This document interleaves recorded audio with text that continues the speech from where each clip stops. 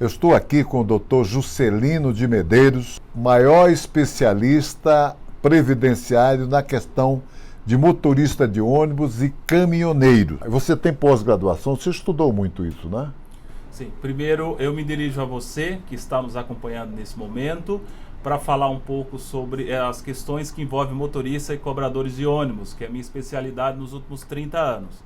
Eu sou advogado, sou formado também em segurança e medicina do trabalho, sou pós-graduado, sou mestre, sou doutorando em Direito em universidade em Portugal. Tenho destinado os últimos 20 anos da minha vida a tratar desses assuntos que envolvem motoristas e cobradores de ônibus urbanos e de caminhão. Atenção motoristas, atenção cobradores, atenção caminhoneiros. Essas informações são muito importantes para te ajudar na sua vida, para você se aposentar. Doutor Juscelino, quais as doenças profissionais que mais acometem os motoristas de ônibus e cobradores? Então, existem inúmeras doenças que acometem esses profissionais, mas em especial, colocando numa ordem de grandeza, nós diríamos o problema na coluna, de uma forma geral, especialmente na coluna lombar, por trabalhar sentado, basicamente toda a jornada exposto à trepidação ou vibração de corpo inteiro. Problemas psicológicos ou psicossomáticos, né? São doenças que envolvem os motoristas, especialmente cobradores, especialmente decorrente de assalto, que ainda é muito comum nas grandes cidades, infelizmente. E as perdas auditivas induzidas por ruído. O ruído do ônibus ainda é bem elevado para uma jornada que não se limita a 7 horas, de 10, 11 horas de trabalho. Mas me diga uma coisa, fala um pouco mais sobre coluna. Tem muita gente que é acometida dessa doença, desse problema? Exatamente, o número é grande, os afastamentos previdenciários são extensos, o INSS tem dificultado o afastamento desses profissionais devido ao grande número. Contudo, é uma doença profissional porque ela é decorrente da profissão e ela é desencadeada pela vibração de corpo inteiro, como disse anteriormente, produzida no ônibus, no motor do Isso veículo. afeta a coluna. A coluna, exatamente. Porque nós recebemos, segundo os estudos internacionais, nós recebemos a vibração no nosso corpo nos pontos de apoio. Quem trabalha em pé, nos pés, deitado, ou quem trabalha sentado. O motorista trabalha sentado, direto na coluna, especialmente a lombar. Então, o número de profissionais com esse tipo de moléstia é bem significativo. Isso é uma curiosidade. A pessoa trabalhou 12 anos como profissional do volante, tá certo? Saiu com uma sequela na coluna, né? E não consegue encontrar emprego em outro lugar porque está com problema na coluna. O que ele pode fazer? Como é que ele faz? Existem dois caminhos. Existe a responsabilidade, tanto de sua empregadora, porque ela é responsável pelo contrato de trabalho. Se ele adquiriu essa doença durante a atividade profissional, existe a responsabilidade da empregadora. E também do INSS, que dependendo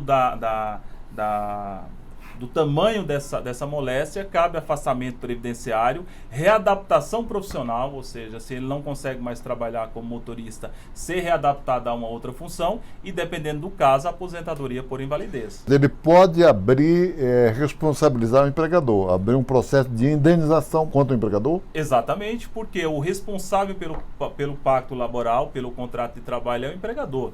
Tá. E se o empregador submete ao trabalhador a condição insalubre, ele também é responsável. Aí muitos questionam, Juscelino, mas a vibração também, a malha viária interfere, também, ou seja, o veículo interfere. São uma série de fatores, mas o principal é o motor, que ele é o responsável. Existe uma série de medidas, que eu diria, que minimiza esse impacto. Por exemplo, a jornada de trabalho. Quanto é que é a jornada de trabalho? Então, nas grandes cidades, São Paulo, Rio de Janeiro, Curitiba, Belo Horizonte, as quais eu acompanho, é em média 7 horas, só que 7 horas contratual, mas na prática é acima de 10 horas. Então, acima de 10 horas? De 10 horas. Então, submeter alguém a uma jornada de 10 horas vai ter problema Não é brincadeira, na coluna. E tanto é verdade o que eu estou a afirmar, que são tudo comprovado através de estudos científicos, que a vibração que é responsável pelos problemas na coluna, que o cobrador também tem. O cobrador também tem direito. Exatamente, e tem problema de coluna, tem problema de ruído e especialmente de coluna. Por quê? Porque o chassi é uma plataforma. Então a vibração é produzida no motor e dissipada no chassi, seja do ônibus ou do caminhão. Eu acompanhei mais de 400 avaliações de vibração em São Paulo, Belo Horizonte, Curitiba e Rio de Janeiro e mostra que a condição do cobrador é tão ruim quanto a do motorista. Deixa eu dizer uma coisa, curiosidade, eu só ando de ônibus, de metrô, transporte coletivo. Eu sou uma pessoa que hoje em dia, graças a Deus, eu não tenho carro. Eu estou habituado em leitura. Eu não consigo ler dentro do ônibus. Não consigo. A vibração é tão grande, né? Imagina o profissional que fica 7 horas, eu fico 40 minutos, 30 minutos. Então ele pode abrir um processo contra o empregador e um processo contra o INSS para pedir auxílio-doença até quando ele tiver o problema ou até aposentadoria, é isso? Exatamente, exatamente. E o número de pessoas que tem que ganhar esse processo é razoável? É razoável, é razoável. Tá bom, tá bom. Então, olha, tá aí uma grande chance, uma grande oportunidade, um grande esclarecimento. Me diz o seguinte, quer dizer, com essa reforma, então piora tudo agora.